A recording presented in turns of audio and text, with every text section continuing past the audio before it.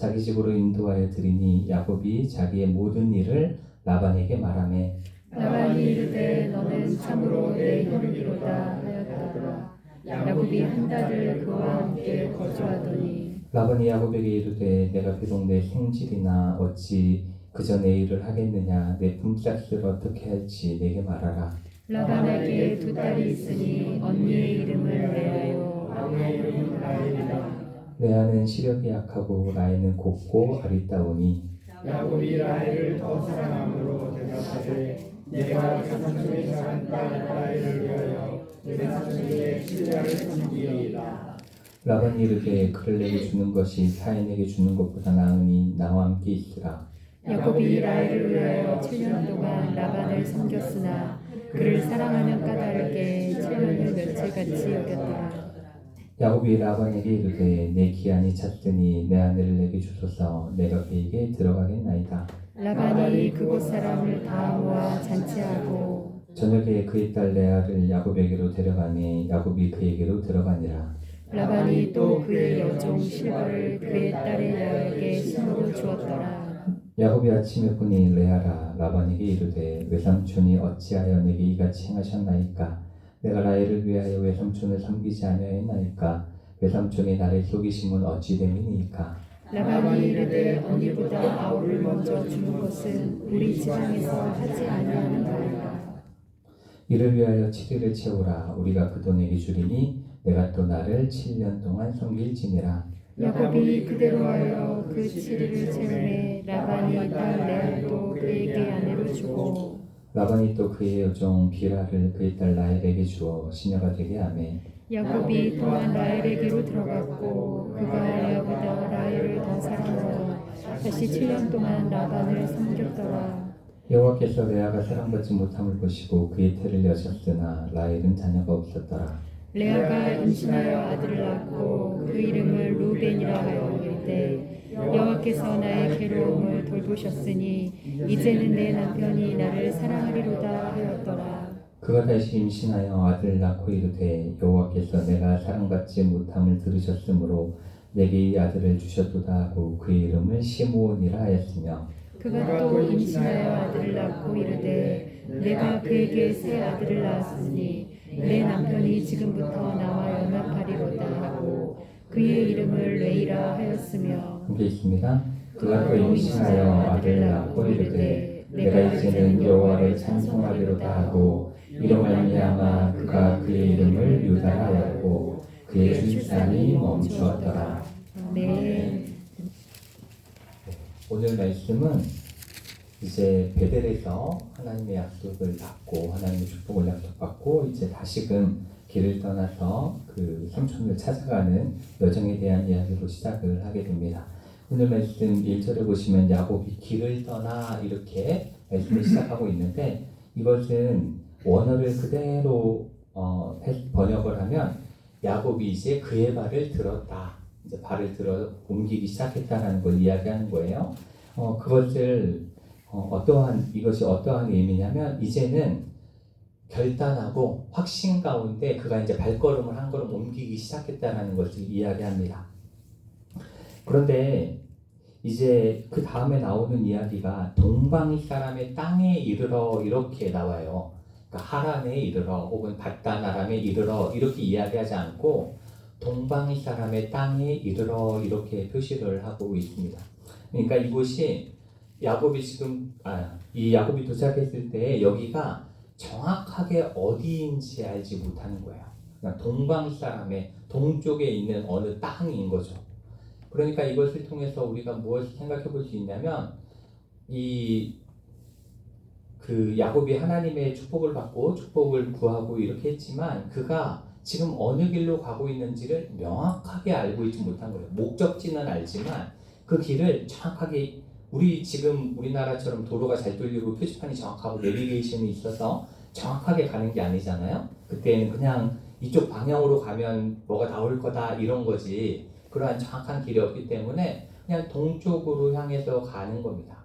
그러면 그렇게 하나님의 인도하심을 따라가다 보면 거기서 이제 목적지를 찾게 되겠지 이러한 믿음만 가지고 나아가는 거예요. 저는 이 말씀을 이렇게 읽어보면서 우리는 그 하나님을 믿으면서 많이 생각하는 게 무언가 하나님이 우리에게 정확한 무언가를 지시해 주기를 좀 바라는 그러한 마음이 있습니다. 무언가가 명확했으면 좋겠다. 무언가 뚜렷하게 오늘은 뭘 하라고 시켰으면 좋겠고 뭔가 누굴 만나라고 시켰으면 좋겠고 약간 그런 거 있잖아요. 우리가 제가 점을 쳐보진 않았지만 점집에 가는 이런 그 TV나 이런 거 보면 오늘은 동쪽의 귀인이었다 뭐 이런 김씨성을 가진 누구를 만나면 뭐 복이 올 거다 뭐 이런 얘기 하잖아요. 그런 것처럼 뭔가 좀 더 명확한 걸 원해요. 그렇지만 하나님은 그러한 명확한 디렉션보다는 우리가 얼마나 굳건한 믿음으로 발걸음을 떼느냐, 하나님이 원하는 방향을 향해서 걸어가느냐, 그게 중요한 것이 그게 믿음이잖아요. 가서 네. 뭐가 있다라는 걸 믿는 게 우리 아는 거는 아는 거예요. 그건 믿음이 아니죠. 몰라도 가는 거, 그리고 가라니까 가는 거, 그게 믿음인 것이 우리가 어찌 보면 믿음 생활을 너무 그 명확한 무언가 그 점집에서 이야기하듯이 그러니까 그 사람들이 더 용해 보이니까 제가 한번 말씀드리지 않았나요? 미아리 그 점집 앞에 가가지고 권사님 부르면 다 쳐다본다고? 그 권사님들도 다 정보로 다니고 그러는 거예요. 뭔가 명확한 걸 원하니까. 네 자식이 어느 대학 갈지 앞에 이니셜이라도 알기를 원하니까 그런 데 간다고. 그렇지만 하나님이 우리에게 원하시는 믿음은 그런 게 아니죠. 그냥 그쪽을 향해, 믿음을 향해, 가라앉는 쪽을 향해 그냥 가기만 하면 그 다음에는 이제 하나님이 예비를 하시는 거기 때문에 그러한 것들을 우리가 꼭 기억을 해야 합니다. 그래서 이제 가다 보니까 그 동방 사람의 땅에 이르렀는데 이제 우물에서 잠시 쉬면서 이제 묵게 되는 거죠. 묵게 되는데 그 전에 2절과 3절에 보시면 그 당시에 이제 우리나라 우물은 이렇게 돌로 이렇게 담을 쌓잖아요. 이렇게 쌓아가지고 위에 이렇게 뚜껑을 얹잖아요. 그래가지고 이제 사람이 빠지거나 이런 것들을 좀 방지하는 역할을 하고 그런 것들을 하는데 그 당시에 그 지역은 그게 없었대요. 그래서 큰 돌을 가지고 그냥 이렇게 파놓으면 덮는 거죠. 덮는 거예요. 그렇게 해서 이제 뭐 동물이 와서 빠지거나 혹은 사람이 물을 뜨다 빠지거나 이러한 것들을 막는 역할을 하는 게 이제 돌로 덮는 겁니다. 돌로 그렇게 덮기도 하고 또 때로는 이제 우리 지역인데 우리 구역인데 남이 와서 이제 그거를 옮기는 동안 발견을 못하게 할 수 있으니까 그 시간을 벌어주는 약간 그러한 역할을 하기 위해서 돌을 갖다 얹어놨는데 그게 혼자는 절대로 옮길 수 없는 돌이었다고 그래요. 한 2사람 이상이 붙어서 이렇게 굴려야 이제 벗겨지는 그러한 돌이었다라고 합니다. 그렇기 때문에 여기서도 뒤에 보시면 이 목자들이 우물하기 위해서 돌을 옮겨야 우리가 양에게 물을 먹이지 이런 이야기를 8절에 하는데 그게 이제 혼자 힘으로 할 수 없기 때문에 그 사람들이 와서 함께 이걸 날러야 이 물도 먹이고 일을 할 수 있다 이렇게 표현하고 있는 겁니다. 그렇게 해서 이제 그 목자들이 좀 모이게 되었습니다. 목자들이 모였는데 그때 이제 그 야곱이 그들에게 묻죠. 그들에게 묻습니다. 어디서 왔느냐? 그러니까 지금 어딘지 모르니까 그 사람들이 어디서 왔는지 알면 대충 그쪽 방향을 물을 수 있기 때문에 그걸 묻는 거예요. 그때 이제 하란에서 왔다 이러니까 그 하란 내가 가야 될 목적지 이게 생각나면서 이제 5절에 보시면 너희가 나홀의 손자 라반을 아느냐 이걸 이제 먼저 묻게 되는 거죠. 그래서 이제 그 4절부터 6절까지 말씀을 보면 이제 목적지가 근처에 있다라는 걸 하란이 근처에 있다라는 걸 목자들을 통해서 먼저 알게 됩니다. 두 번째는 라반을 알고 있기 때문에 라반의 현재 상태가 어떠한지를 목자들을 통해서 또 알게 돼요. 그렇게 6절에 보시면 그가 평안하냐 이렇게 묻잖아요. 라반이 지금 잘 지내고 있는 상태냐. 그 당시에 뭐 전화가 있고 뭐 편지를 쓸 수 있고 이런 게 아니기 때문에 그냥 그걸 물었을 때 평안하다라는 정보를 얻게 되고 그 다음에 이제 세 번째로 그 목자들을 통해서 라헬이 누구인지를 알게 되는 거죠. 지금 그 딸이 이곳을 향해서 다가오고 있다라는 것을 이렇게 알게 됩니다. 근데 그 라헬은 그 라헬이라는 이름의 뜻이 어린 암양이라는 뜻이래요. 어린 암양이라는 뜻이고 그렇기 때문에 어찌 보면은 어린 암양이 양을 친다라는 게 좀 말이 안 되잖아요. 근데 그 당시에 대체적으로 이렇게 여자가 목자의 일을 하는 경우는 극히 드물었다고 합니다. 그러니까 굉장히 드문 일을 지금 라헬이 하고 드문 상황을 지금 야곱이 맞이하고 있는 거예요. 왜냐하면 그 당시에 그 양을 친다라는 건, 목자가 된다라는 것은 이제 기본적으로 혼자 다니기 때문에 들짐승을 이겨낼 힘이 없는 여자가 치기에는 굉장히 위험한 거였고, 또 혼자서 계속 먼 길을 다녀야 되기 때문에 짐승이 아니더라도 굉장히 위험한 일들이 많이 있을 수 있기 때문에 여자들은 잘 치지 않았습니다. 그리고 또 하나는 지금 이 라헬이 지금 오는 이 시간은 일상적으로 목동들이 오는 시간이 아직 아니에요. 보면 다 기다리고 있는 상황이잖아요. 그때 오고 있기 때문에 어찌 보면 라헬이 양을 치게 하신 것, 그리고 라헬이 이 시간에 우물에 오게 하신 것은 야곱이 라헬을 만나게 하기 위한 하나님의 섭리가 그 안에 이렇게 깔려 있는 그러한 내용이다라고 이해할 수가 있습니다. 그래서 이제 야곱이 라헬을 만났는데 라헬이 진짜 이뻤나 봐요. 진짜 이뻤던 것 같아요. 왜냐하면 이 야곱이 10절에 보시면 이 그의 외삼촌 라반의 딸 라헬을 보자마자 정말 그 우리가 야곱하면 뭐 생각나세요? 에서 하면 털 있고 뭔가 힘 있고 싸움 잘하고 약간 이런 이미지인데, 야곱은 약하고 피부도 맨질맨질, 저도 이제 털이 하나도 없고 제 힘이 없잖아요. 이렇게 맨질맨질하고 약간 사기꾼 기질 강하고 뭐 이런 사람인데, 보시면 이 10절에 보세요. 야곱이 그의 외삼촌 라반의 딸 라헬과 그의 외삼촌의 양을 보고 나가. 그 다음에 뭘 하냐면 우물하기 위해서 돌을 옮겼다. 제가 아까 말씀드렸죠. 이 돌은 혼자서 옮길 수 있는 돌이 아니에요. 몇 사람이 들어붙어서 이거 옮겨야 되는 돌인데 초인과 같은 힘이 나온 거죠. 혼자 옮긴 거예요. 딴 목자들 옮길 생각이 전혀 없었거든. 혼자 옮긴 거예요. 그러니까 라헬한테 완전히 반해인 것 같아요. 그래서 이 돌을 옮겨요. 그 다음에 11절을 보시면 그가 라헬에게 입을 맞추고 소리내어 울었다 이렇게 되어져 있죠. 이게 그 입맞춤이라는 것은 그 친척들 간에 약간 우리나라 정서랑은 안 맞지만 외국 보면 친척들하고는 이렇게 볼 뽀뽀 뭐 이런 거 하잖아요. 그런 것처럼 이렇게 입맞춤하는 게 친척들 간의 인사예요. 근데 이 야곱은 자신이 친척임을 밝히지 않습니다. 먼저, 그렇죠? 밝히지 않고 일단 입맞춤부터 하는 거예요. 그러니까 이 의도는 친척을 향한 따뜻한 그 반가움이 아니에요. 여성에 대해 반해서 한 행동이라고 볼 수 있습니다. 그런 다음에 이제 12절에 가서야 비로소 자신이 누구인지를 그때 가서 밝히는 거예요. 입맞춤 일단 하고 그 다음에 자신이 누군지를 밝히게 되는 거죠. 그리고 또한 그 10절을 우리가 보시면 이 외삼촌이라는 말이, 외삼촌 라반이라는 말 이렇게 해서 3번 등장합니다. 그렇죠? 그의 외삼촌 라반, 그리고 그의 외삼촌의 양, 그 다음에 외삼촌 라반의 양떼에게, 이렇게 하면서 외삼촌에 대한 3번의 이야기를 합니다. 그러면서 이것은 어떠한 이야기냐면 엄마 아빠가 나에게 지시한, 그렇죠? 엄마 아빠가 꼭 거기 가서 그 친척 중에 아내를 구하라고 이야기했잖아요.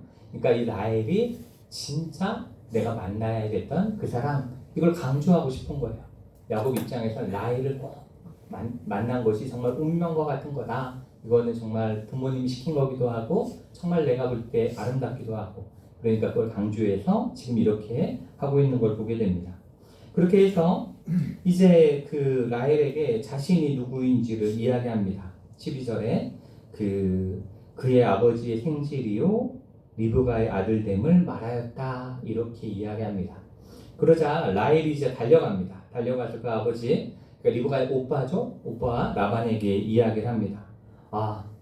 그 리브가의 아들이 왔습니다. 이렇게 이야기하니까 13절에 보시면 라반이 그의 생질 야곱의 소식을 듣고 달려옵니다.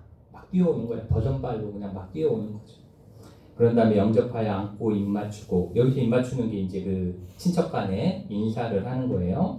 입 맞춘 다음에 자기 집으로 인도하여 드리니 야곱이 자기의 모든 일을 라반에게 말하매, 이렇게 이야기하고 있는데, 이 라반은 그 리브가를 보낼 때에도 아브라함의 종에 무엇을 봤어요? 재산을 봤어요. 그렇죠? 낙타, 숫자, 가지고 온 재물, 이런 것들을 보고 이 리브가를 보내줬다는 말이죠. 근데 그러한 거부의 아들이 왔을 거다라고 굳게 믿고 나갔는데 야곱은 아무것도 안 갖고 간 거예요. 아무것도 안 갖고 간 거죠. 그래서 이 라반은 매우 실망합니다. 이게 우리말로 보면은 14절을 보면 너는 참으로 내 혈육이로다 이렇게 이야기하는 것 같지만 그건 반가움의 표시가 아니에요. 아, 네가 내 친척인가? 약간 이런 네가 내 친척이 아니었으면 좋겠는데 이렇게 가난한 친척이 오길 바라진 않았는데 약간 이런 뉘앙스로 지금 이야기를 하는 거예요. 그래서 우리가 이 말씀을 읽을 때에는 라반이 정말 순수한 조카를 사랑하는 마음으로 정말 이 야곱을 맞이하고 있는 것이 아니다 라는 것을 기억하면서 다음 이야기를 봐야 합니다. 그렇게 하면서 어쨌든 드려요. 그리고 이제 한 달을 그와 함께 거주하게 되는데, 이제 15절에 보시면 라반이 이야기하죠. 네가 조카지만 그냥 여기서 놀고 먹는 건 안 되겠다. 뭔가 일을 좀 해봐라. 내가 삭스 줄 테니까 그 일을 해봐라. 이렇게 이제 그 이야기를 할 때에 그 16절부터 이제 그 뒤에 삭스를 정하는 이야기 바로 전에 16절이 있으니까 16절을 보시면 17절, 17절에 보시면 라반에게 두 딸이 있죠. 첫째의 이름은 레아고 아우의 이름은 라헬이고, 야곱이 사랑하는 건 몇째예요? 둘째, 라헬입니다. 그죠? 라헬이에요. 그런데 17절에 보시면 레아는 시력이 약하고 라헬은 곱고 아리따우니 이렇게 이야기를 하고 있습니다. 그래서 이 말씀을 읽을 때 우리가 어떻게 생각하냐면 이 레아는 심각한 근시가 있는 거 아닌가, 우리가 그냥 생각할 때, 그쵸? 이 시력이 약하다라고 하면 뭔가 잘 안 보이는 걸 거잖아요. 그러니까 그런 거라고 생각을 하는데, 그래서 뭔가 좀 인물이 안 좋고 이럴 거라고 생각하지만 이것을 원래 의미대로 번역한 성경들을 보면은 이 시력이 약하다라고 하지 않고 부드러운 눈매를 하고, 이게 맞는 이야기입니다. 맞는 번역이에요.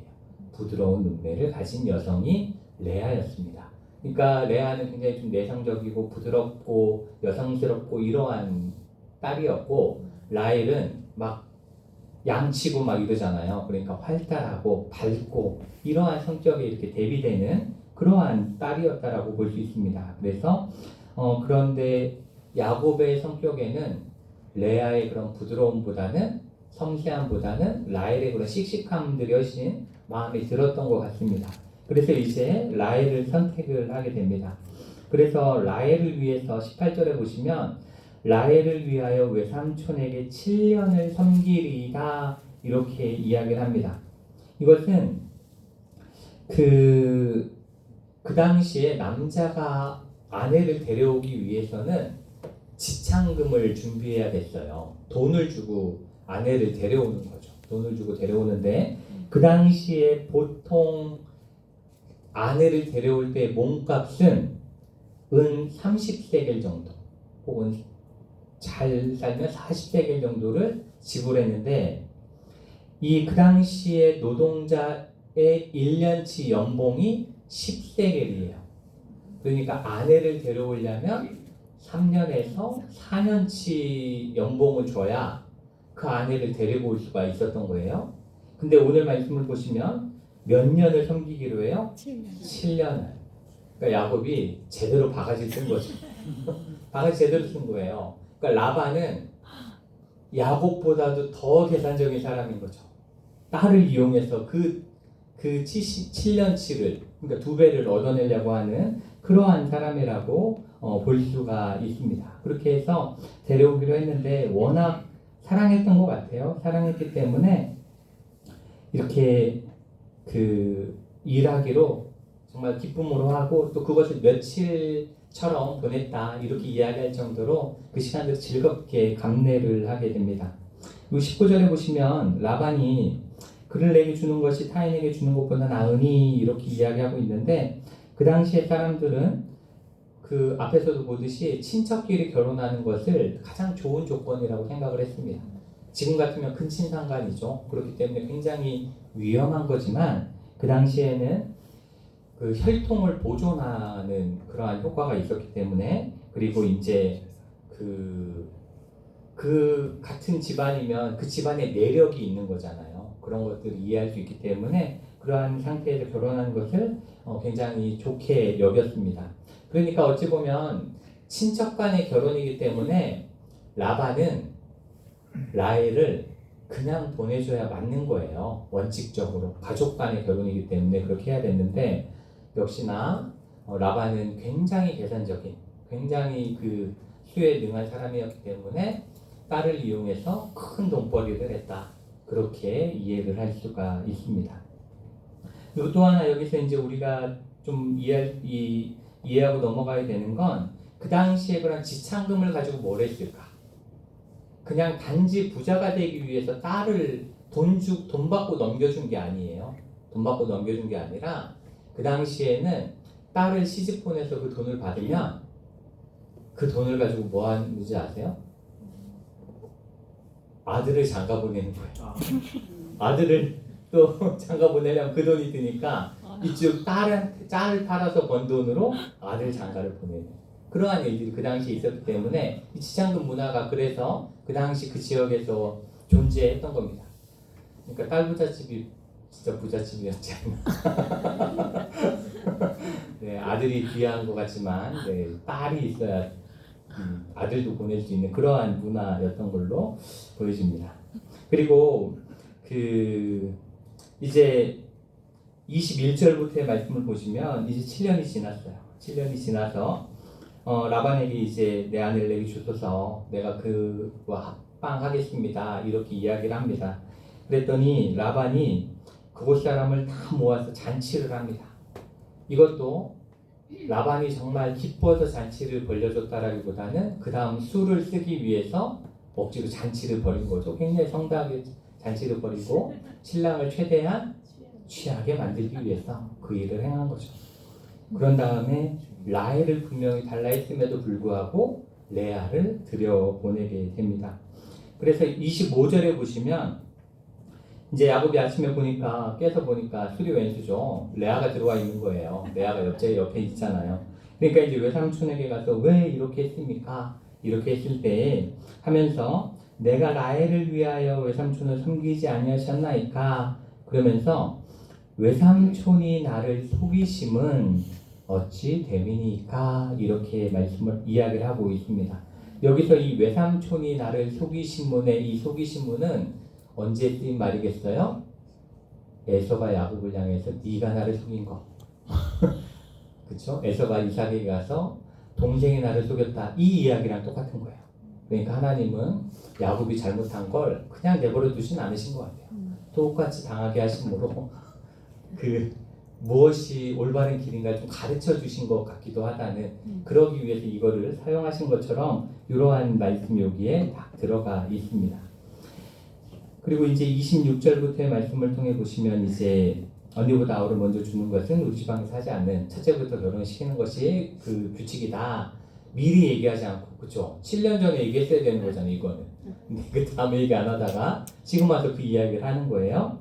그리고 이제 27절에 보시면 이를 위하여 7일을 채우라 이렇게 되어져 있는데 이게 무슨 얘기인지 잘 모르시겠죠.